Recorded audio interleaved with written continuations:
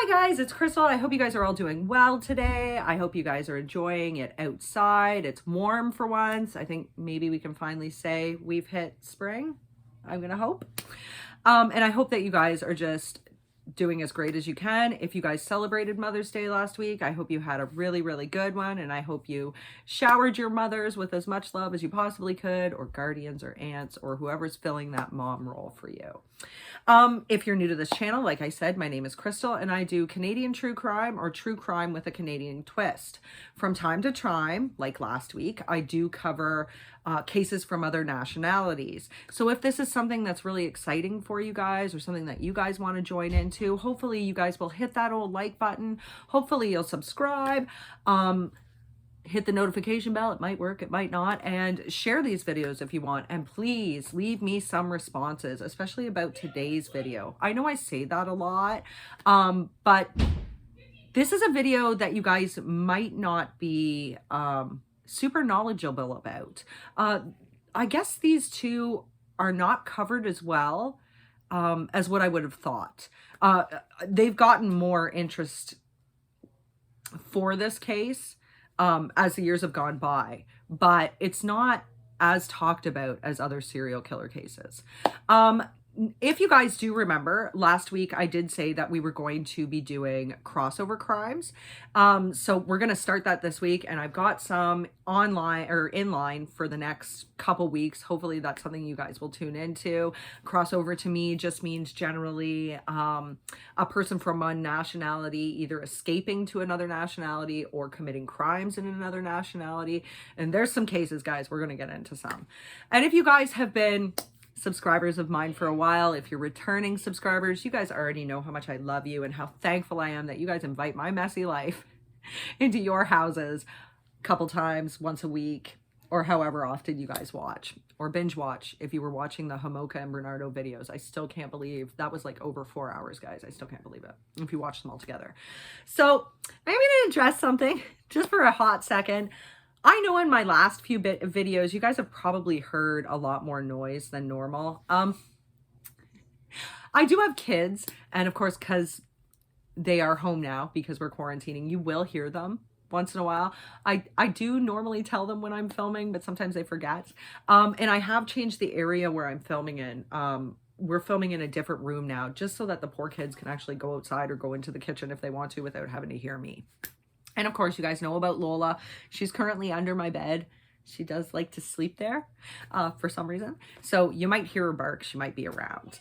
These videos are for entertainment purposes or educational purposes only, guys. So if you do choose to leave a comment, please no hate. And I enjoy reading your comments, guys. Hopefully you guys will leave me something about this case, especially if it's something that you've never heard of before. So we're going to get right into it, guys. Today we are talking about Leonard Lake and Charles Ng. His last name is spelled N-G. I've learned to pronounce it Ng. You guys might also know him as Charles Ning. So we're going to get right into it. Today, I'm just going to show you some photos so I don't forget. Got a bigger picture this time. This guy right here, hopefully you guys can see that okay. That is Leonard Lake. And then we're just going to go up for a second. And this right here is Charles Ng. So Leonard Lake was actually born in San Francisco on October 29th of 1945. When he was about 6 years old, his parents separated. I believe they did later get divorced. And he and his siblings all moved in with their maternal grandparents. I don't know if they always lived with their grandparents for the rest of their life. That wasn't really talked about a lot. But I know that by the time he was 6, he was living with his maternal grandparents. So at a very young age, Leonard Lake got super obsessed with pornography. When he was very young, he would take naked photographs of his sisters, and apparently this was at his grandmother's urging, guys. Apparently she was behind this 100%.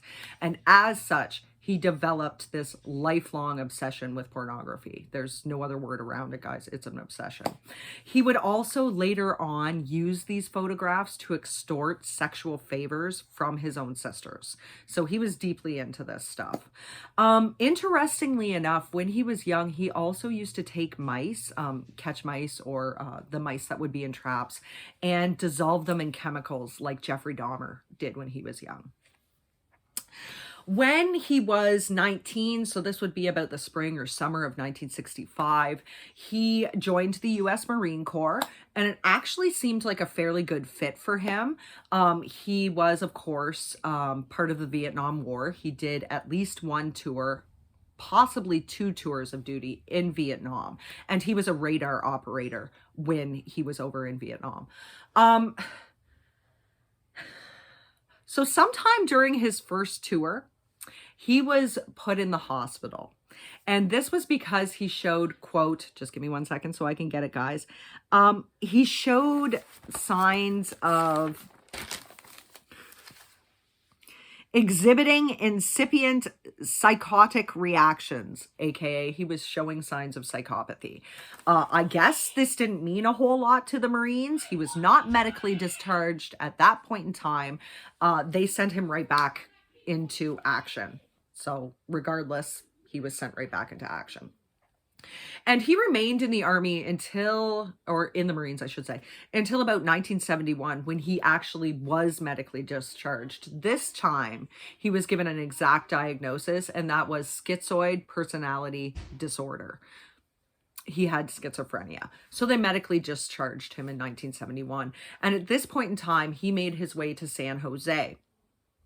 In San Jose, he actually began university.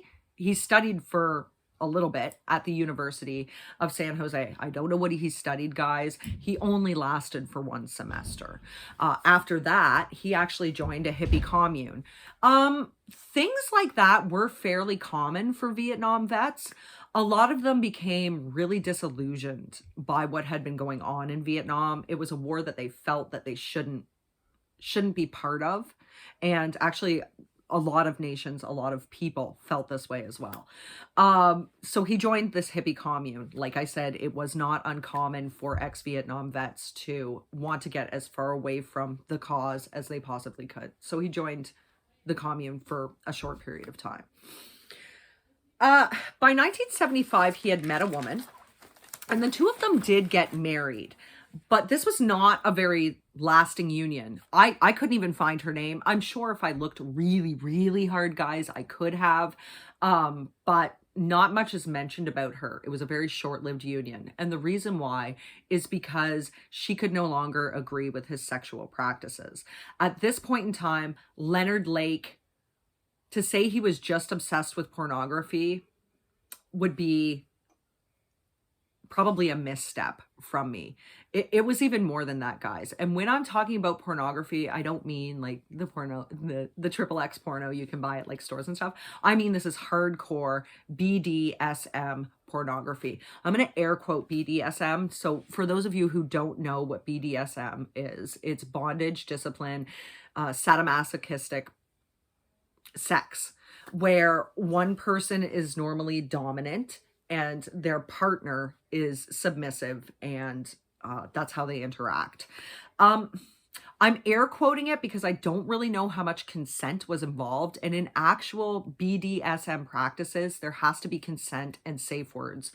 I don't think that was any part of Leonard Lake's MO, and you will understand why as we talk about it more later. So his wife at that point in time could not stand his sexual practices. These were very hardcore and involved a lot of equipment and a lot of torture practices. Now, it's said that at this point in time, guys, he was actually making amateur pornography. I don't know if it was with his wife, the current wife, or if it was with other people. It's just said that he made this amateur pornography, and that's kind of how he made his money.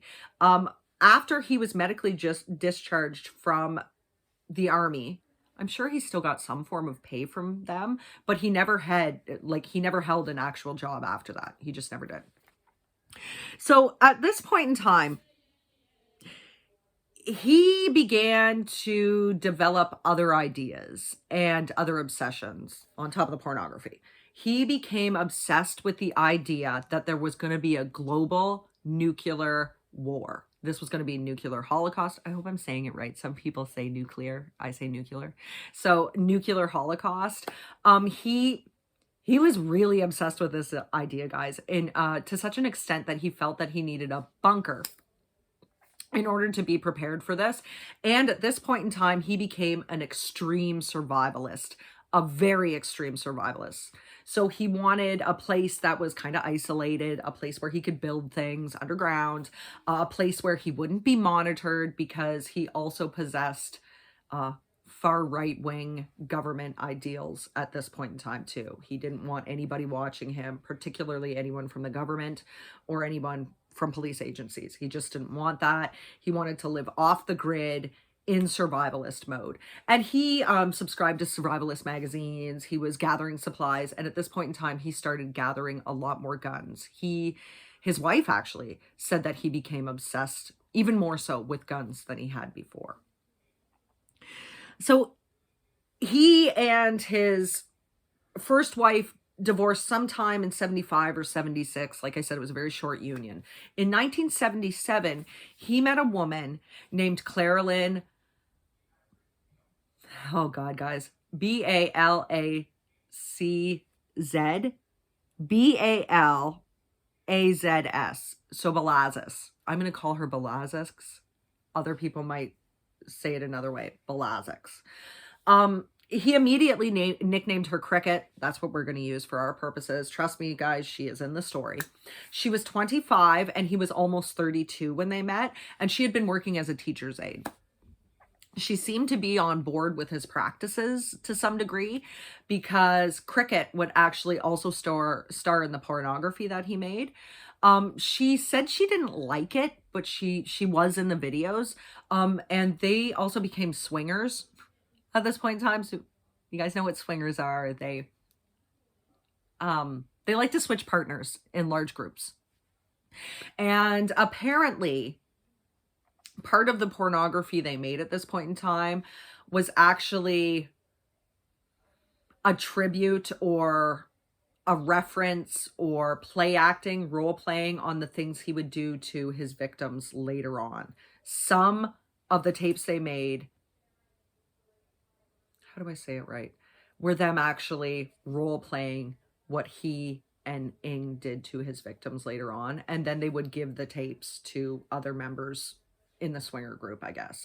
This was a lucrative business, so to speak, back to then. And it's highly possible there were snuff films as well, which we will get into. So like I said, Cricket took part in these videos, but she and Lake were married in 1981, but they also didn't stay married for very long. Cricket is a lot like Karla Homolka to me. She says that the reason why the two of them separated or divorced was because she also didn't agree with his sexual practices. So like the first wife, yet she was still starring in the videos. And I believe she starred in them, was in some of them, even after the two of them got divorced. Trust me, guys, they stayed close after they got divorced. They seemed to be friends. It's possible they were lovers even after the divorce. She is a very mysterious figure, but she does star in what they did as well. So like I said, she, like Homolka said, Lake forced her to do all these things.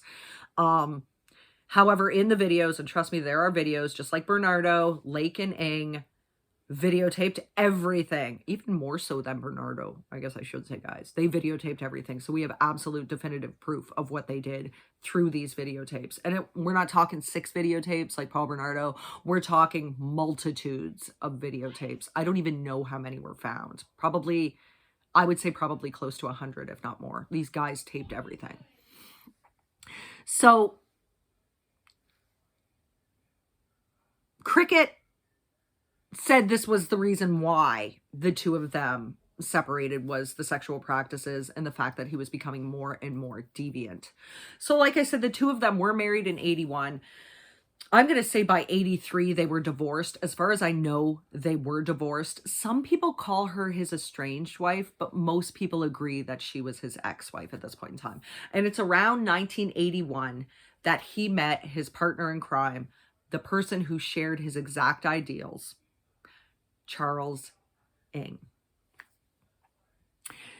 So Charles Cheetah, his name at birth was Cheetah. He became Charles. So Charles Cheetah Ng was actually born December 24th of 1960. So there's a good 15 years between the two of them. He was born to a fairly wealthy family in Hong Kong, and his father was a business executive. Apparently, his father was well known for being really strict with his children, and he would use physical violence as a form of discipline on his young son.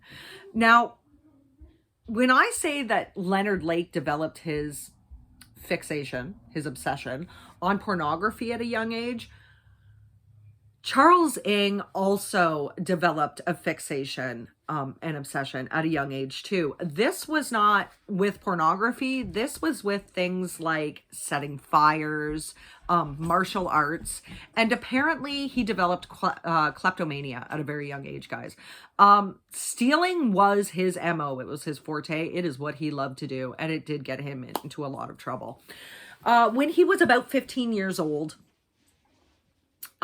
he got arrested for shoplifting, and his father thought that sending him to a boarding school in England would help him out. He figured that a change of environment would help his son change. So he sent his son at 15 to a boarding school in England. They could afford to do this, so he was able to do this. It didn't work out the way he thought it would. Charles was expelled after less than a year, I believe, because he was stealing from other boys at the boarding school. So he was expelled and sent back to Hong Kong. He didn't learn anything from what had happened there. Plus, he did suffer from kleptomania, guys. And kleptomania is actually considered to be a mental disorder. It's like he couldn't stop himself from doing it, but he also enjoyed doing it. We discussed this a little bit with regard to Jane Hirschman in part 2. If you want to know a little bit more about that, you can watch that video. I explained it a little bit better, but I kind of have to keep my explanations shorter this time, guys, so we can get through this. There's a lot. So in about, I'm going to say 1978, maybe early 1979, Charles Ng, when he was 18, came over to the United States, and he settled. I'm going to say he settled in California. That seems to be where he gravitated towards. Certain circumstances in his life are really murky, guys. But he did come over here, and this was ostensibly to study. He actually went to Notre Dame de Namur University, which was in, just give me one second, guys, Belmont, California. And he went there, but of course, just like Leonard Lake, he only lasted for one semester. It's not like the guy didn't have ambitions, though. In 1980, he'd only been in the country for maybe a year and a half at most at that point in time. He was able to convince Marine recruiters that he had been born in the United States and not in Hong Kong, that he had been born in the United States, and he was able to enlist in the United States Marines, just like Leonard Lake. It's not funny, but you'll understand why I'm laughing in a few minutes. So he was dishonorably just discharged from the Marines. Okay. Just give me one second. Sorry, I'm trying hard not to laugh. He was dishonorably discharged from the Marines after less than a year because he stole $11,000 worth of guns from the United States Marine base in Hawaii. That's where he had been stationed. $11,000 worth of guns, guys. He stole them. He should have been arrested, but he was somehow able to escape. So once again, this was Hawaii that he was stationed in, and he was able to escape. And it was around this point in time where he met up with Leonard Lake.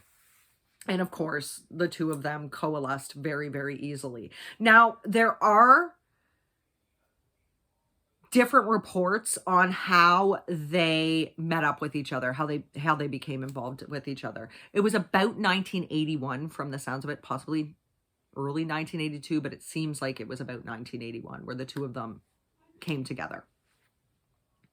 At this point in time, like I said, Leonard Lake was an extreme survivalist. Apparently, Charles Ng also shared those viewpoints as well as the right-wing government viewpoints. And some sources say that they met through an ad that Leonard Lake placed in an extreme survivalist magazine. This is the most, let's say, well-known reason why they came together. This is the one that most people agree on, but it is unconfirmed, guys. I just want you to remember that. We don't actually really know how they met up with each other, but this is the most widely accepted reason of how they came together. And of course, they both wanted to live off the grid, things of that nature. Leonard Lake very much felt that there was going to be a nuclear holocaust and that it was going to happen very, very soon. Charles Ng was on board with that. They shared the right-wing extremist views, which are basically, to them, that one group of people is better than another group of people. Think of the Nazis, guys. It's kind of like that. One group is better than another group of people. Some individuals should have ruling order over other individuals. In their case, it didn't seem to be racially motivated. It was more along the lines of men are better than women. Women are here to just serve men. This was definitely one of their viewpoints. They're usually opposed to capitalism too, and it seems that, like, materialism, and it seems like Leonard Lake and Charles Ng were part of that as well, other than the fact that they had to have large hordes of guns. They didn't really seem, and I guess videotaping equipment, they didn't really view the capitalist system as something that would work, like going out and earning your money so you can buy things. They were more prone to, hey, it's a free-for-all, I'm going to steal what I need. Actually, what they said in the articles I've read for right-wing extremist political point of views, it was, quote, the reactionary right looks towards the past and its aristocratic, religious, and authoritarian sides. So they were very much into the authoritarian part of it. And Lake was more so into the idea, I believe he was more so into the idea of what would come later on than Ng was. Ng seemed to just like to torture and hurt people. Not that Lake didn't, he did. But his schizophrenia as well, I don't know if he took medication for it, guys. I'm not saying that everybody that's a schizophrenic ends up violent or murders people. That's untrue. But they're more predisposed to perhaps becoming that way. I'm not saying that Lake had more of a reason than Ng. It's just Ng was never really formally diagnosed with anything. So soon after meeting each other, they actually moved in together. So at this point in time, Leonard Lake and Cricket had been living at a property, and it was, from all things I've heard, in Ukiah, California, which is actually interesting. That's where Steven Stayner and his brother Kerry, the Yosemite murderer, were from, was Ukiah. Ukiah is mentioned an awful lot. So they had been living at a rental property, a rental ranch in Ukiah. And the landlord got wind of the fact that Leonard Lake, sorry guys, was trying to build a bunker. These are all underground, guys. It was never on top of the ground. So he must have seen like the equipment, and he said hard no. No, you're not going to do that on this property. So he was forced to stop doing that. At this point in time, he and Cricket weren't living together anymore. So from what I've heard, Ng and Lake were actually living on a trailer at a parcel of land in Ukiah. So at some time, like I said, the two of them, of course, eventually divorced, and she too claimed she could no longer stand his sexual practices, but they still remained friends. Possibly lovers, but also still friends at this point in time. I just want to tell you guys to put a pin in her, because we're going to get back to her. Trust me, we're going to get back to her. So in 1982, Lake and Ing were actually arrested by the FBI. And this was for violations of firearms. I'm not quite sure what they were up to, but if the feds were involved, you know it wasn't good. And obviously they'd been watching the two of them for some time. They knew about their extremist point of view. They knew about them wanting to live off the grid. They knew about the fact that they had weapons caches, which is probably what tipped off the FBI into looking at them. So they raided the property they were living on. Now, Ing, if you'll remember, had already escaped. He'd escaped from Hawaii, so people were looking for him anyway. Lake was able to make bond on this, and I believe it was $6,000. He was able to make bond. So he quickly got out of town, guys, and he ended up hiding out at a place in Wilseyville, California. This was a ranch, and it was owned by Cricket's parents. Some sources say it was both the parents and Cricket, but from what I gather, the parents owned this piece of land so that they could retire on it later on. Regardless, Leonard Lake holed up there. So you know the two of them were obviously talking if he was living at his ex-wife's parents' property. So Wilseyville is actually in, oh God, I want to say it right, Calaveras County in California. It's not a huge place. It's unincorporated, meaning it does not have its own municipality. It doesn't have its own form of government. It doesn't have anything like that. It has, in 2007, they had a population of about 13,078. Sorry, guys, I couldn't find any other newer statistics for that. So it's not huge. And it's in the foothills of the Sierra Mountain Range. So this, of course, was something else that Leonard Lake liked about it. It's very isolated, and he liked that.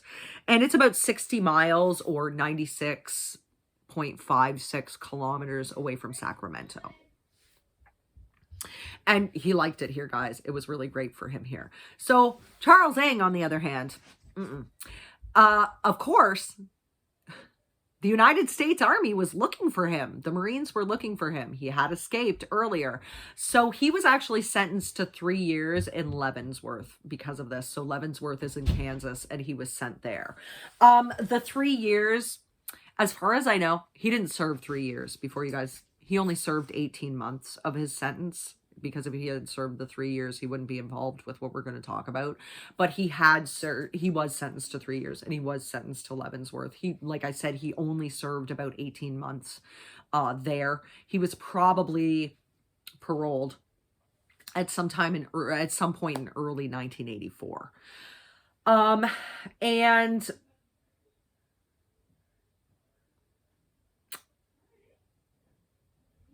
he still had contact with Lake. I had to stop there and think for a few minutes, guys. As far as I know, he actually served his time in the Army barracks, or the Army prison system in Leavenworth. I'm stopping and thinking and choosing my words more carefully here, guys, because we're really going to get into the hardcore stuff. So he and Lake were still in some type of communication with each other, or somehow must have been, because he was able to find Lake when he was paroled, and the two of them joined up once again at this point in time. So this was early 1984. But Lake himself had been busy, guys. Very busy.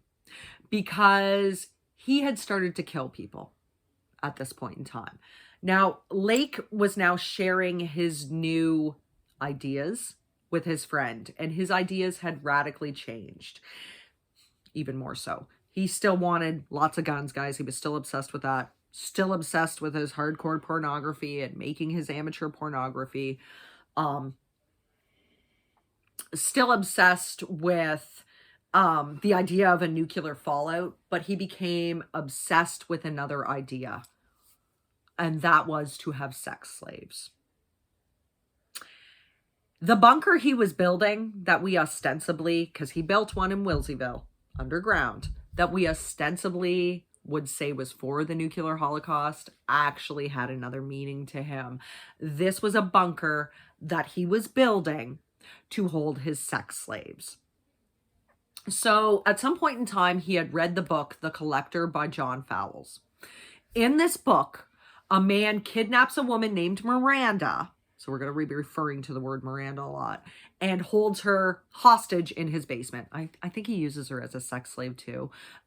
And these ideas appealed a lot to Leonard Lake. They made sense. Leonard Lake already had really bizarre viewpoints on women. He thought women were below him. Remember, right-wing authoritarian. He thought women were below him. He thought women were only around to serve him. And he basically just wanted just give me 1 second, guys, off the shelf lover. That's what he said. I'm using his actual words, and I mean this in an actual sense. He wanted an off the shelf lover. He decided he wanted to create his own perfect woman that would be 100% compliant to him, would never be able to refuse him like Cricket and the other wife had, or anyone else would not be able to refuse his demands because they weren't able to. They could not. So he wanted to actively kidnap women, abduct and kidnap them, and torture them, and use them as sex slaves. That was his main idea. And of course, Charles Ng was all over this. It wasn't so much, I don't think it was so much that he wanted sex slaves. It was the idea of torture to him. He was super into that kind of violence, guys. Super into it. Maybe even more so than Lake. Not totally sure. But maybe even more so. So he wanted to, of course, keep them in his bunker. And he actually called his bunker the Miranda. There was like a sign in the bunker calling it the Miranda because of the book that he was so devoted to, that he loved so much and idealized so much. He was going to call this place the Miranda, and this was where his sex slaves, or Mirandas, that's what he referred to every sex slave as, was Miranda. Women no longer had names, they were just Miranda, and they were going to be in this bunker. This was where they were going to live. For as long as he desired, guys. It wasn't like he was going to keep them forever. It was just for as long as he desired. Ostensibly, he told people that because of the nuclear fallout, he would need sex slaves to repopulate the earth with him. I don't know why they couldn't just be other people that were, or other women that were into extremism, into extremist survivalism. I don't know why they had to be sex slaves, but that's what he wanted. Well, because I do know why. It's because that's what he wanted in a woman. But they were going to repopulate the world. So Ng, of course, readily agreed to this idea. And this was the point. This was a point in time, guys, where they actively became serial killers. Leonard Lake already was known to kill, though. And I'm going to get into that in 1 second. Sorry, guys. I just have to let the dog out. Come here, Lola. You want to come see Daddy? You want to go see Daddy? Yeah. Go ahead, girl. Oh, sorry, girl. There you go.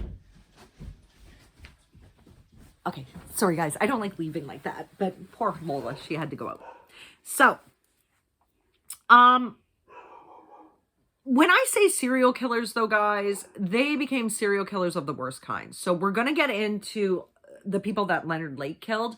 And the reason why he killed them was because another one of their main ideas was they wanted women as sex slaves, but they would kill men to assume their identities. It was mostly Lake that assumed their identities, but they would rob them, of course, and assume their identities. So they were, in fact, most of the people when he was living in Wilseyville knew him as Charles Gunner. He was not known as Leonard Lake to a lot of people there. So okay, guys.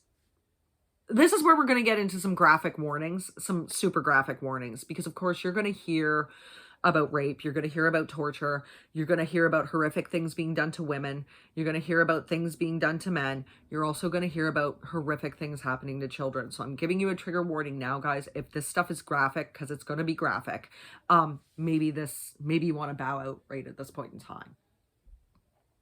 So they would kidnap not just women. They would lure in not just men, but they were known to kill whole entire families as well. Entire families. And they filmed everything. They filmed all of it, including some of the murders from what I've heard. So when I say they made actual snuff films, they made snuff films. If you don't know what a snuff film is, it's basically a person being murdered on camera. And apparently there is a current of people. I don't even know how to say this properly. There are people that will pay a lot of money for these films. So some of their victims were people who already knew them. This seems to be like within the case of Leonard Lake, but some of their victims are people that actually knew them and trusted them. They'd had a relationship for some time. When I say Charles Gunner, guys, that was actually Leonard Lake's best friend, and he murdered him. He also murdered his own brother, allegedly. We're going to get into that. So we, of course, know this to be true because it's all on tape, guys. They taped everything, just like Paul Bernardo. Everything was taped. And, of course, it's known as Leonard Lake kept journals, guys. He kept journals and he kept diaries. Some of them were handwritten. Some of them were videotapes. So they are true. And apparently they are on the internet. I don't want to watch them because the guy creeps me out. You guys saw what he looked like. He creeps me out. But the things they did was mind-blowing. So I don't want to see them. But they are on the internet, apparently, if people are interested. But he made these diaries and he made these journals, and in them he always referenced Operation Miranda. That was what the sex slave procurement was known as, but it was also Operation Miranda included the murders as well. Anybody that was going to be coming onto the ranch that was involved in a family-like situation. So this bunker that we described, this bunker we talked about, was actually 2 rooms, guys. One of them, the main room, the first room, I think that you would go into, was the torture room. So that's where they had all their various tools of torture and their implementations of torture. And that's where the sign, the Miranda, was hung up. There was also a list of rules there and punishments that if the sex slave did not follow the rules, they actually outlined every single punishment and torture that would happen to that person. The second room was smaller. It was a soundproof cell, so to speak, guys. That was the one where the slaves would be kept. That was the one that had the bed. There was a table of sorts and some type of toilet. Some people said it was a chemicals toilet. Some people said it was basically just a bucket. So we're just going to say there was some sort of toilet area in it. And one side of the wall was actually police glass, guys. It was actually a one-way mirror where Lake and Ng could watch their subject without their subject knowing, and they would do that. And it was actually from what I heard, guys, it was the whole entire wall, and it was all one-way glass, one-way mirror.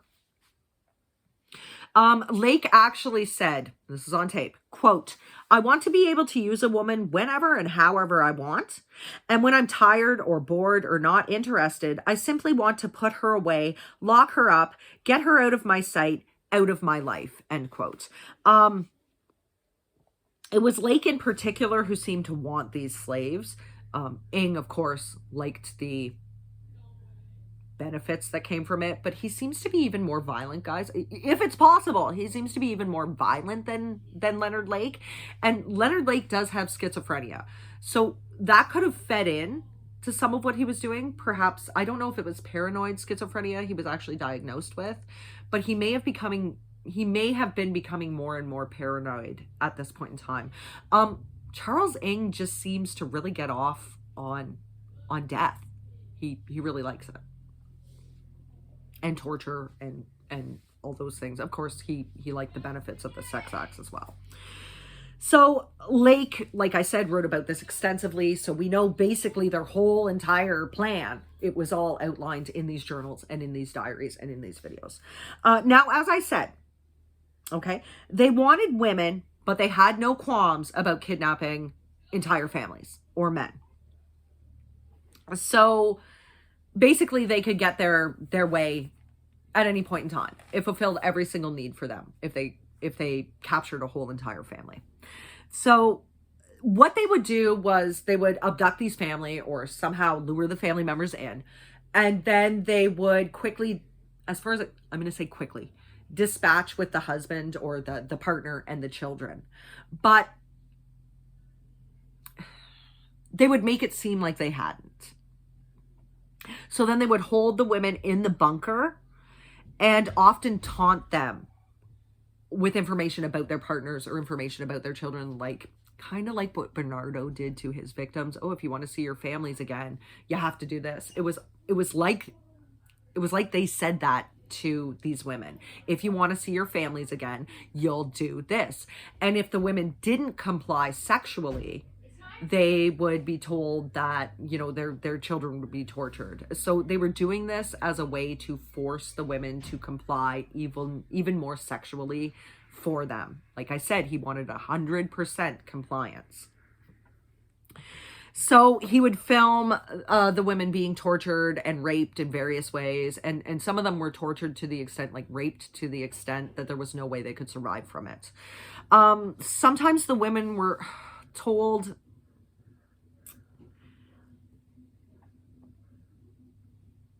sometimes the women could hear their kids crying or could hear their partners. I don't know if maybe they just recorded it and played it outside, because at that point in time, their children and their husbands would be dead. But they would play them. They would play them tapes, or they would make these sounds, and then the women would become even more compliant. And it was like a sick form of coercion for them. They really got off on that. They really got on it. So they coerced these women into doing these things because they wanted 100% compliance. They lied, they cheated, they stole. It didn't matter to them. It did not matter. Sometimes Lake would pose as a photographer. So like Harvey Glatt did that too. If you don't know who Harvey Glatt is, he's one of the first known serial killers, I guess, from the 60s. He would pose as a photographer, lure out his victims, and take photographs of them while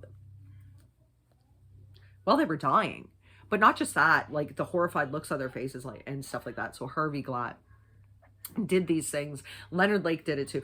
Rodney Alcala used to pretend he was a photographer too, to lure in victims. So he would say, oh, you know what would look great? If you guys came out to my property, you know, I live in the foothills of the Sierra Mountains. It's a beautiful place. I'll take your pictures there. And of course, from there, he'd have the family. They would be abducted like that. And that was really great for him. And in some of these videos, guys, he had victims that were as young as 12 years old. So it's not just the murder victims we're going to be talking about. There are other victims in these videos. It does appear, now, not all of the victims in the videos are dead. It does appear that some of them voluntarily took part in his hardcore BDSM videos that he was selling, his amateur porn. Some of them did take part in it voluntarily for money, but there are others that we know did not.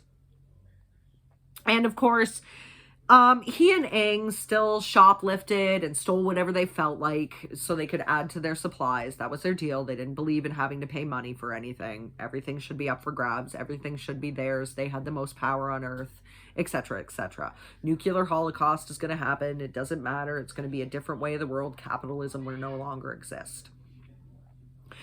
So the main way they supplemented their income, as far as I can tell though, is scamming people. They would either scam people or, like I said, they would murder people and assume their identities. Some of the victims that they murdered were on Social Security, SSI. I think you guys call it SSI, right? We call it disability. So some of the people that he killed would be on things like disability. I don't think it was like old age pension or anything like that, but they would be like things like disability or things from the government checks.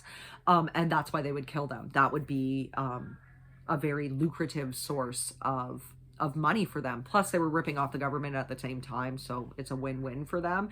And it's mostly Leonard Lake that would assume the identities.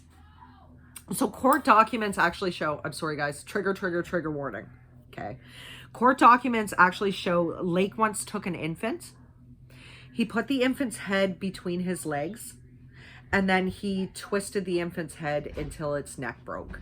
And he did this in front of the baby's mom. He did it in front of the baby's mother. to force her to comply even more with his wants. He figured if he did this in front of her, he could break her down 100%. Nothing's worth living. She already knows her baby's dead. Nothing matters anymore. So they would be essentially zombies at that point in time. Other court documents show that Ng once killed a baby and cooked him in his wok in front of the baby's parents. Just to 100%, they said parents, but I believe it was the baby's mother, to once again force 100% compliance. So they actually did this to the babies. Ng is actually known to have said on tape, quote, "No gun, no fun, no kill, no thrill. Daddy dies, mommy cries, baby fries," end quote.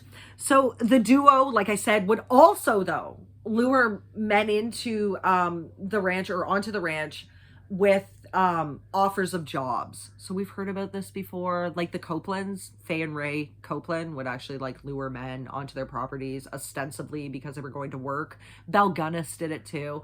"Oh, you're going to work on my property." Or, well, in the case of Belle Gunness, they were going to become her suitors, but "You're going to come and work on our property. We'll pay you really well, blah, blah, blah." That's not what they were going to do. They lured the men there on the pretense of getting a job so they could murder them and assume their identities. That's exactly what they wanted to do. So once the victim was at the ranch, to get rid of them, they would either strangle them or shoot them with one of their many, many, many guns. And then they would either bury them in shallow graves on the property and in the woods that were near the property, or they would burn the bodies in an incinerator that was on the property, and then take the burnt pieces and smash them up so that they were just like little more than shards, and then they would scatter these shards all over the farm property, the ranch property. They also allegedly, oh my God. Okay. So they also allegedly fed some of the flesh from their victims to their chickens. I guess chickens are a lot like pigs and will eat anything. We know Willie Pickton fed some of his victims to the pigs. Some of them he got rid of in other various ways. We'll get into that when we talk about him. But these guys apparently fed the flesh of some of their victims to their chickens. And then, of course, usually Lake would assume the man that they lured in's identity. So Lake was known to use the aliases, and I want you guys to remember some of these aliases. Leonard J. Hill, Alan Dre, Randy Jacobson, Robin S. Stapley, Charles Gunner, and Paul Cosner. Ng was known to use the name just Charlie. Sometimes he just went by like no last name, just Charlie, and also Mike Komoto. So we're going to get into it now, guys. This is the list of known victims and supposed victims. We have to say supposed because of the ways we just talked about with how they dealt with some of the remains. Charles Gunner was, like I said, Leonard Lake's best friend, and he had been for years. And as far as I know, he was the one that was on disability. He was actually the best man at Lake and Cricket's wedding. He was his best man. On May 22nd of 1983, so it's Lake that killed him, at the age of 36, Charles Gunner disappeared. So when he went to Wilseyville, Lake started actively using the name Charles Gunner. We know he used this name, so we know that Gunner was one of his victims. His best friend was one of his first victims, guys. So this guy's cold-hearted. He does not give a crap. He wants money. He's going to get it any way he can, and he's going to assume your identity because that way the law won't be looking for him. Remember, he's only out on $6,000 bond. He was only offered bail, guys. Still was supposed to go to trial. But this way, he's Charles Gunner. Leonard Lake isn't around anymore. So Ng was in prison, like I said, at this point in time. So we know it was Lake that killed him. In July of 1983, Donald Lake, who is actually Leonard Lake's younger brother, disappeared. He was supposed to be visiting his brother at the ranch in Wilseyville for a job. Apparently he was looking for a job either around that area or his brother told him there was a job for him at the ranch. He disappeared. It was actually Mrs. Lake, their mother, who reported her son missing. And when she did, Leonard was known to say to her, no one needs Donald around anyway. It was something along the lines of, who needs Donald around anyway? So he was 32 years old at the time of his disappearance. That was another one of the people that Lake was known to have killed himself. His own brother. He killed his own brother. It doesn't seem like he was close with his brother, like it mattered to him, but regardless. In April of 1984, so at this point in time, Ng and Lake are working as a duo again. 38-year-old San Francisco disc jockey, Paul Gialetti, answered an ad about, these are not my words, so please don't get mad at me, guys. These are not my words. These are the words that were used in the articles. Quote, free oral sex from, quote, an Asian male. He was later found at his own home, so not on the ranch, at his own home, shot 3 times.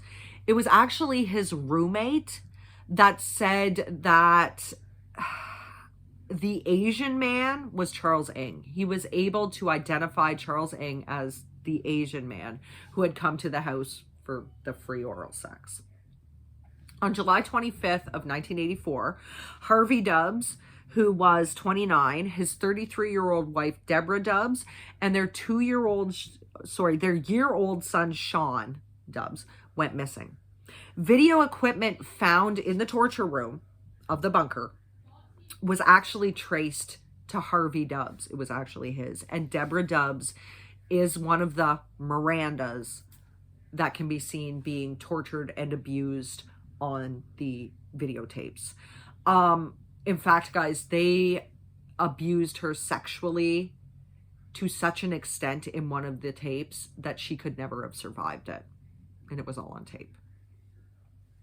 In October of 1984, Randy Jacobson, which is another known alias of Lake, 34, who was a drifter, vanished after answering an ad in a newspaper.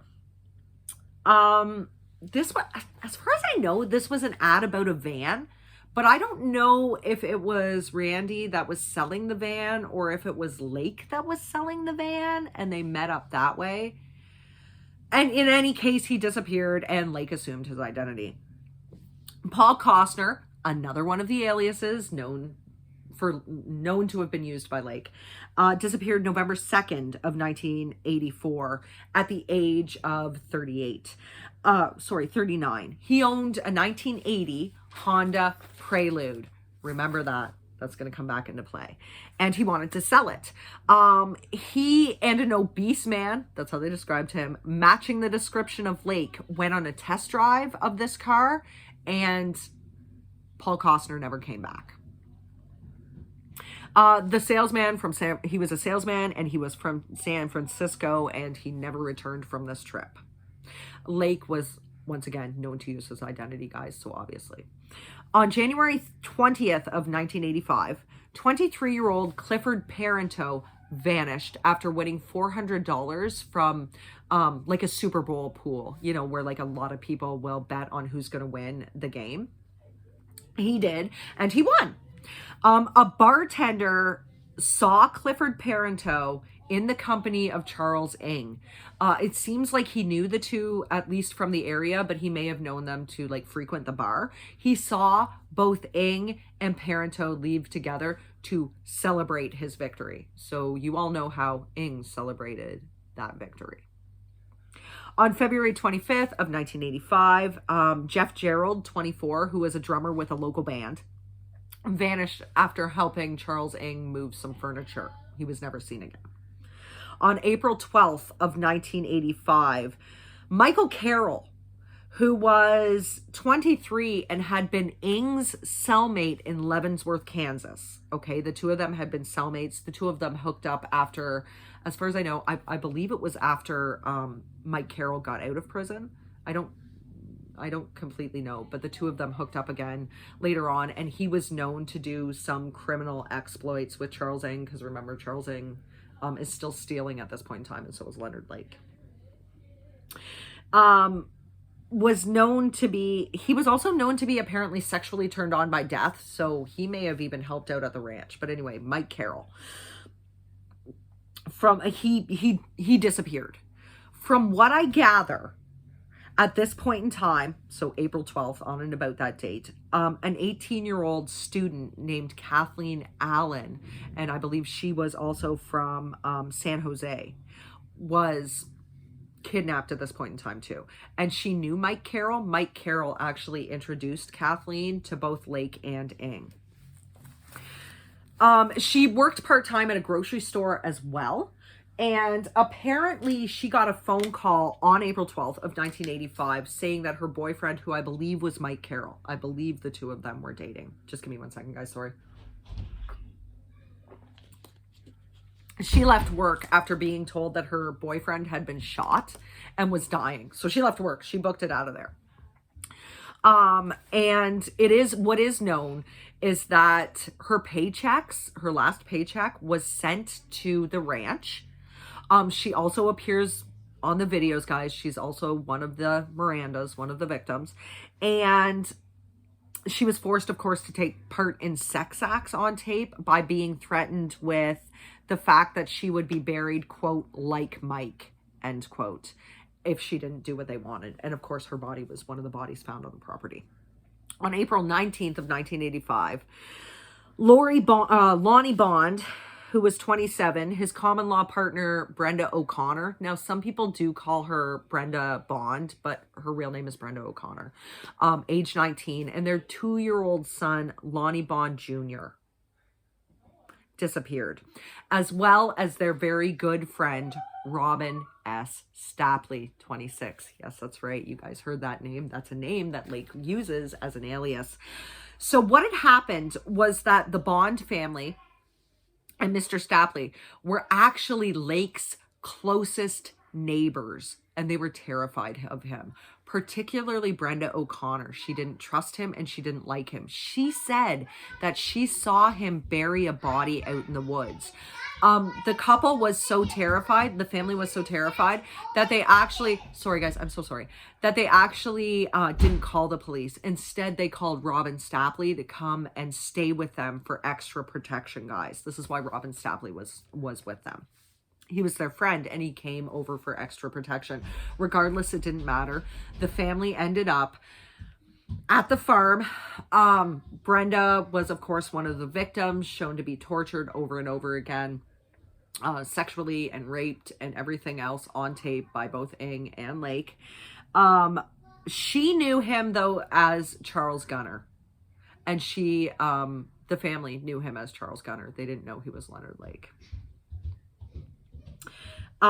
Brenda can actually be seen and heard on the tapes begging for them to spare the life of her son, begging for them to spare the life of her husband, for them to spare the life of Robin, her good friend, and to spare the life of herself. Obviously, they did not, but she's one of the women that can be seen on tape doing this.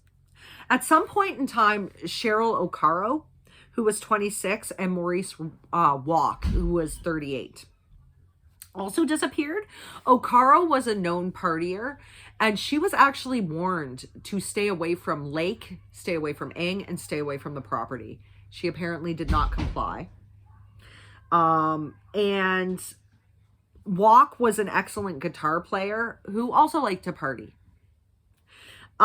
Somehow the duo ended up being on the ranch, and according to court documents, they were the ones that were killed, chopped up, had some of their flesh fed to the chickens, and their bones were actually found in the woods. So I'm wondering if maybe Brenda O'Connor didn't see Maurice Walk being, his bones at least, being buried out in the woods. Of course, there could be more. We don't know for sure. And we'll get into that. So on tape, Lake was also heard saying, quote, "If you love something, let it go. If it doesn't come back, hunt it down and kill it," end quote. Ng is known to have said, quote, "You can cry like the rest of them, but it won't help." Or sorry, "You can cry like the rest of them, but it won't do you any good. We're pretty cold-hearted," end quote. On June 2nd, 1985, okay, Charles Ng was caught stealing again. This time it was a $75 vise from a hardware store in San Francisco. Now, some reports said that he was actually able to put it in his trunk before law enforcement saw him or before security saw him. Some reports say that security saw him as he was leaving, and as such, he beat the security guard pretty badly. Regardless, what is known is that he apparently ratted out Lake at this point in time as his accomplice, not so much what they were doing, but as his accomplice with the shoplifting, and he escaped. He got away, guys. Of course, police were summoned, and when they went to the car, which was, interestingly enough, a 1980 tan Honda Prelude, inside they found Leonard Lake. So Leonard Lake had just been waiting for him to come out of the store. You know, they decided to look around the car, and inside the car, or in the car, they were able to find a gun fitted with a silencer, which is of course illegal. They were also able to see bullet holes in the exterior of the car, and they found bloodstains in the car. At this point in time, they want to know what's going on. So they asked Leonard Lake to produce ID. Well, first of all, they asked Leonard Lake to tell them his name. He said his name was Robin Stapley. They asked him to produce ID.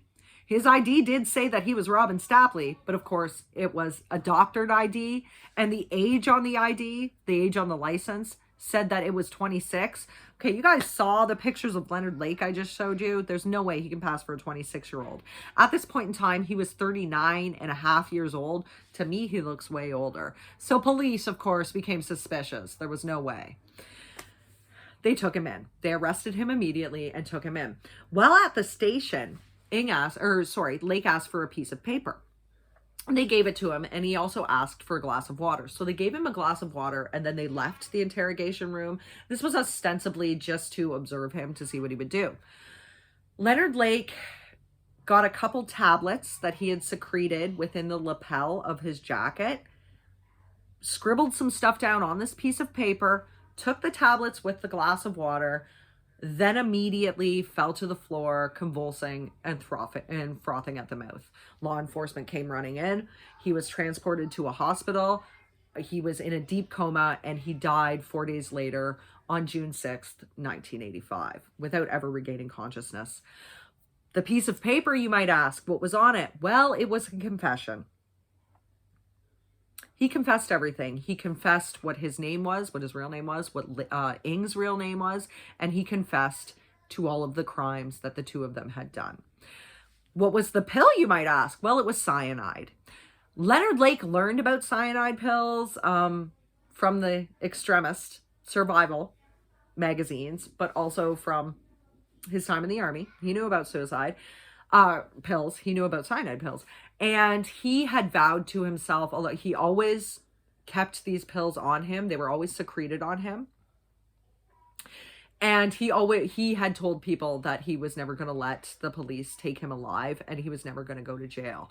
I mean, the guy is out on bail, assuming identities. So they didn't know at that point in time that he was Leonard Lake. It wasn't until the confession letter that they knew. But he was, a wanted guy. He was supposed to stand trial for the FBI stuff, for the FBI, the violations with guns, and he never did so. I'm not laughing because it's funny. I'm laughing because it's so absurd. Anyway, so he took the pills. So at this point in time, Ing is on the run. Now, you got to hand it to the guy. Twice he's escaped police custody. Twice. Somehow he made it back to the ranch, guys. And from what I know, he actually was able to apprise Cricket of what was going on. Now, I don't know if she was living on the ranch or around the ranch at this point in time. I know she goes to the ranch from time to time because she's still in the videos. Trust me, we'll get to it.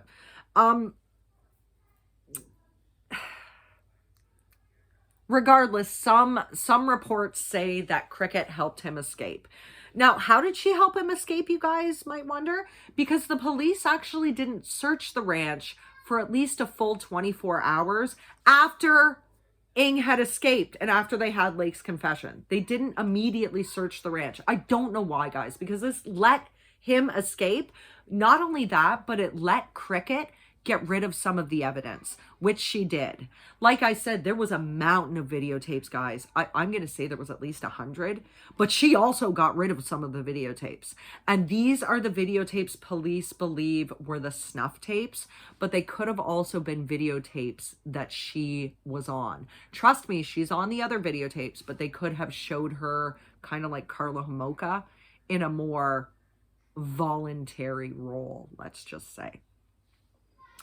Apparently she stashed these tapes with a relative for a little bit of time, came back, retrieved them, and ostensibly destroyed them because these tapes have never been found. We just know that they exist, and we'll get into the reasons why.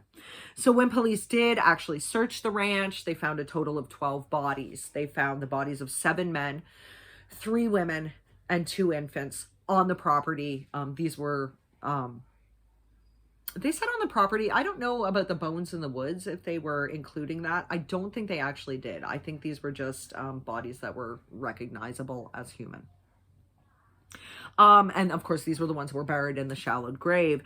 They also found a massive quantity of bone fragments and ash. Like I said, there was an incinerator, kind of like Dellen Millard used. Remember the giant incinerator that we know he used to get rid of Tim Bosma's body? Kind of like that from what I understand, but I know there was an incinerator on the property, and that's how they were able to get rid of some of their victims. So these burned and shattered fragments in the ash was about 45 pounds worth. 45 pounds worth of bone and ash were found on the property. So they know their official victim count is given as 11 to 13 plus. Investigators believe that it's at least 25 and could be as high as 35 victims, guys. Could be as high as that. So they also found the weapons stashes. They had various caches of weapons stored everywhere. They also found the bunker. They also found the videotapes. They found all of that when they searched. They were also able to find some of Lake's journals and the videos that he made buried in a barrel, like a burn barrel, on the property as well. And they found the pornography that had cricket on it too. This is what I was talking about before when I was saying I don't know how much the victims, or I don't know how much all the people that were shown on his amateur porn were able to give consent. So I don't know if I can technically call it BDSM because it doesn't seem like there was consent in some of the cases. And like I said, some of the victims on these tapes, and their mouths were twisted in horror, guys. These people were not enjoying what was being done to them. Some of the victims on the tapes were as young as 12 years old. Police were able to find some of the victims, and they were alive. Some of them voluntarily may have taken part in these videotapes. There's about 15 women and children, women and girls, from these videotapes that they've never been able to find. So ostensibly, they're part of the bone and ash that were found, but 15 of them. So if you're keeping count, guys, 12 plus the 2 bodies in the woods, so that's 14, plus 15 victims that can't be found, plus other people that are attributed to them, like Charles Gunner and like that are just attributed to Lake, like Charles Gunner and like Donald Lake. You do get a total of at least 31. In the master bedroom, police were able to find restraints on all of the corners of the 4-poster bed and some bloody lingerie. And like I said, they found the actual bunker and the incinerator as well. So Ing had fled the scene, guys. He was long gone. Some sources say that it was Cricket that helped him get away. Some sources say he called up one of his aunts and told her he needed a ride to the airport and some money, and she complied. Regardless of how it happened, he went from California to Chicago. He ended up in Chicago, and he was there for a little bit. Authorities had their chance to arrest him. I know it's calling.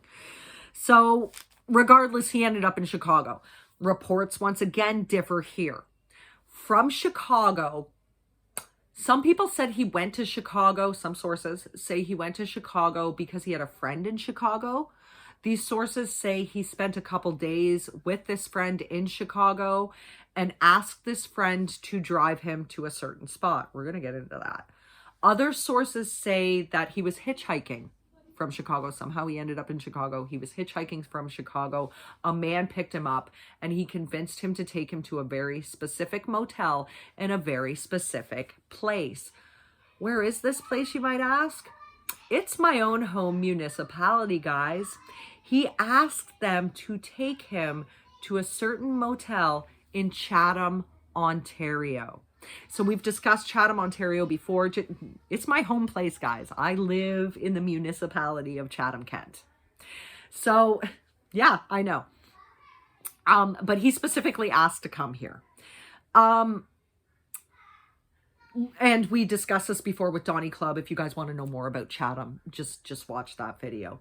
Chatham is not a place that a lot of people know about, guys, to be honest with you. We do have tourism with regards to the Underground Railroad. So unless you were coming here specifically to visit spots on the Underground Railroad, or unless you had family here, most people wouldn't opt to come to Chatham, Kent. It's a very small place.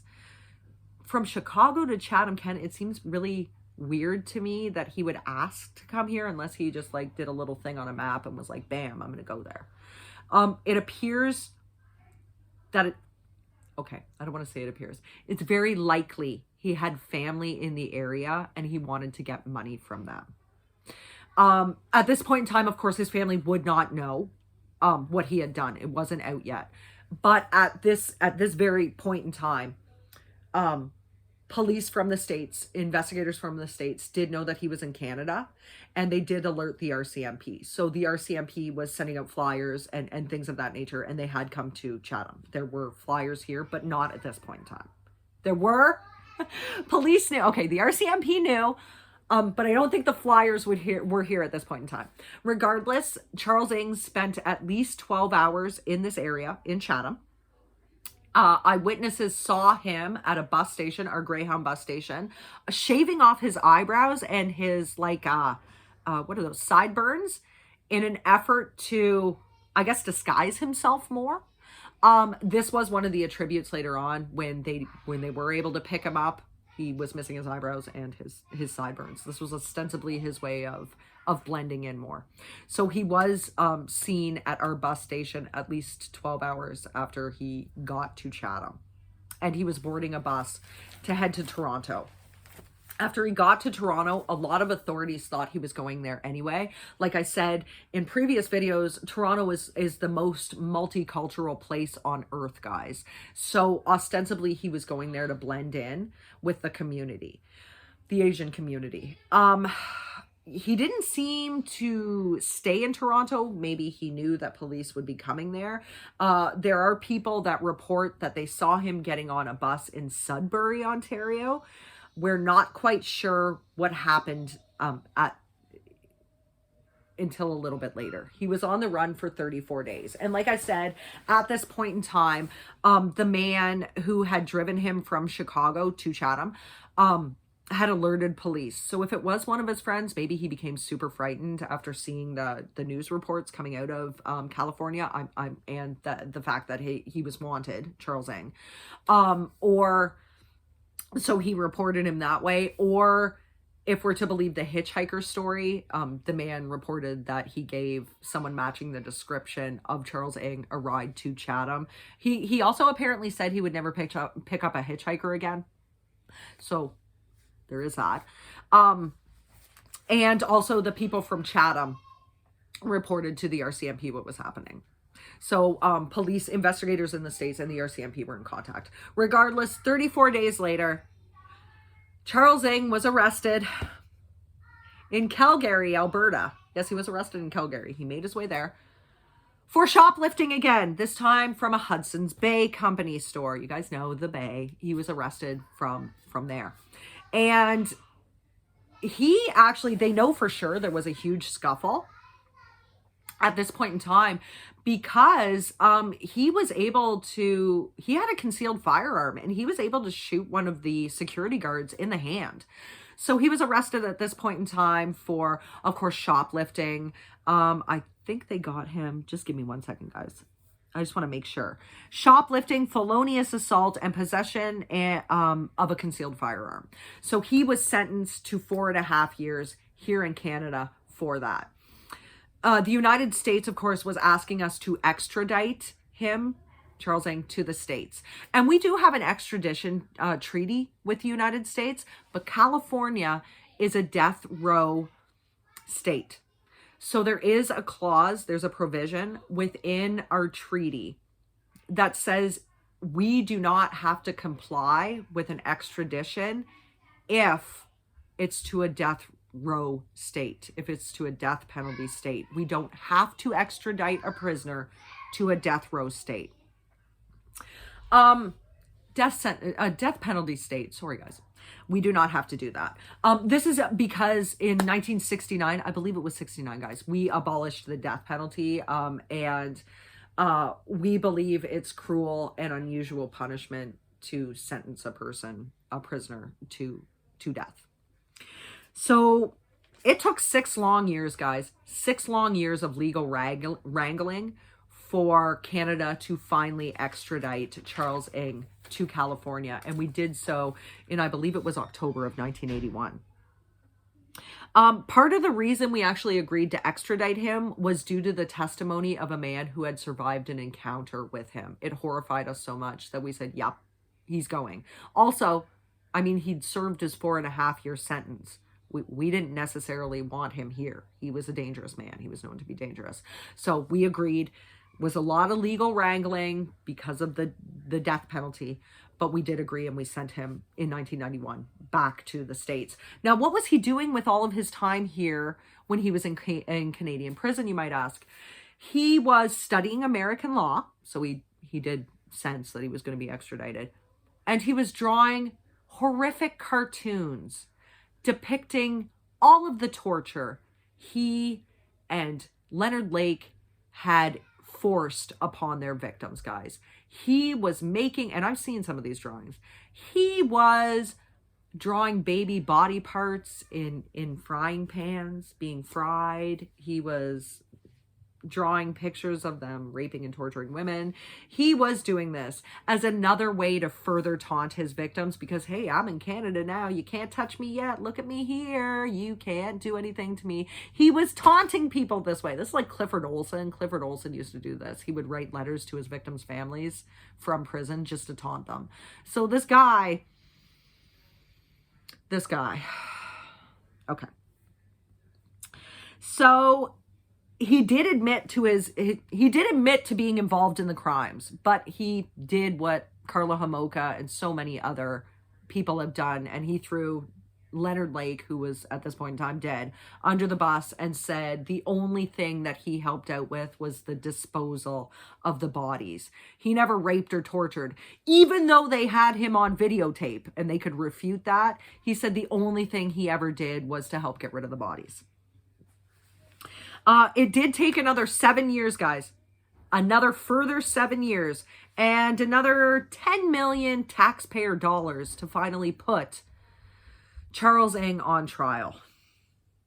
He tried to use every legal loophole and maneuver he could possibly use in order to delay his trial for as long as humanly possible. But eventually, in October of 1998, so this is 13 years after initially being outed, let's say, caught, for stealing the Vice from San Francisco. 13 years later, he finally goes on trial. So Cricket was contacted by police, and they wanted her as a witness. She was going to be like Karla, a star witness. So some deal had to be made. What was the deal that was made, guys? You call what we said with Karla Homolka was a deal with the devil. Yeah, they made another one with Cricket.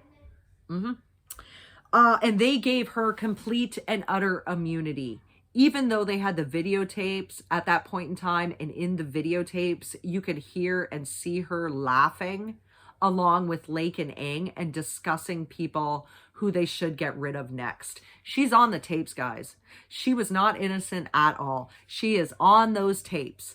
I don't know to what other extent she's on there, to what else she's involved in. But what they did see of her on those tapes, because like I said, she did get rid of some of the tapes, and they could have been tapes where she's shown to be a more willing participant, like Karla Homolka. But she appeared to be a very willing accomplice, guys. And regardless, she said she'd testify against Ng. She was never, oh God, the absurdity of it all. She was actually never put on the stand, because by the time Ng actually went on trial, she was viewed as an unreliable witness, and prosecutors felt she would lie on the stand, so she was never used. They never used her. Still had complete immunity, though. Cricket has never faced any charges in connection with what happened to at Wilseyville, even though it was her property, even though she was on the tapes, even though she was an active participant in some of the sex tapes. She was never charged with anything, guys, and she's off living her best life. From what I've heard, she's remarried and all that jazz. Even though she may have helped in Ng's escape, nothing, no charges. I'm sorry. It blows my mind. It's a lot like Karla Homolka. So in July of 1999, Ng was finally found guilty on all 11 charges. He was charged with 11 murders. The reason he was never charged with Paul Costner's murder was because they couldn't prove that it was actually Ng and not Lake that pulled the trigger. So he was not charged with Paul Costner's murder. But he was found guilty of the 11 other murders for the bodies that they were able to find in the shallow graves.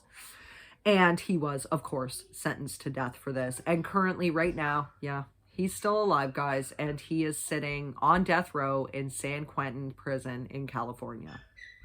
He's there. So that's it, y'all. Are you guys tired? I am tired. These cases where there's so many victims and so much that's mind-blowing. The escapes, the fact that Charles Ng was a lot like Ted Bundy, guys. He was able to escape, not once but twice. The fact that he wanted to pretend that he only helped get rid of the bodies even after they had the videotapes, it's galling. The fact that Cricket never stood trial for anything, even though they had her on tape, also galling. So what do you think, guys? Why do you think he came to Chatham? Do you think it's because he had family members here, or did he literally just point to a place on a map and say, that's where I wanted to go? I think he figured that if he went into Canada, he could either go unnoticed for a time, or that if he was caught by something, Canada might harbor him. He seems to know a little bit.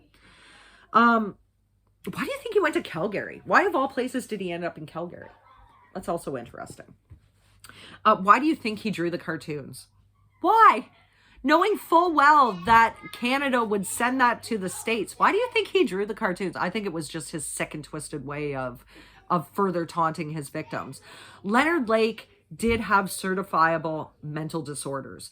I don't know about Ng. I don't think he was ever formally diagnosed with anything. If I had to guess, I would say that he was either a sociopath. He doesn't seem to ooze charm or anything like that. He doesn't seem, other than Lake, to have very many other friends. So I feel like he's either a sociopath or an anti-social personality. He could have either of those. I don't know. He could just be the kind of guy who just really loves torture and killing. He might just be that. We like to think of people that love that sort of stuff as people with mental illnesses, but that's not always the case, guys. Some people are just hardwired into liking those types of things, and it appears like he was one of them. What do you think his motivation was for the murders? To be honest with you guys, I think he just really loved to kill. And he was going to help Ng no matter what, or he was going to help Lake no matter what. I think Lake had his very own ideals, obviously, nuclear holocaust, sex slaves, porn, stealing identities and murdering people for that sort of thing. He seemed to be, it's hard to say, guys. He seems to like the more sexual aspect of that because of his deep, deep love for porn. But he also loves to kill and everything else. I wonder if he has if he had PTSD at all too. It doesn't matter. Regardless, he did love to kill as well. But Charles Ng seems to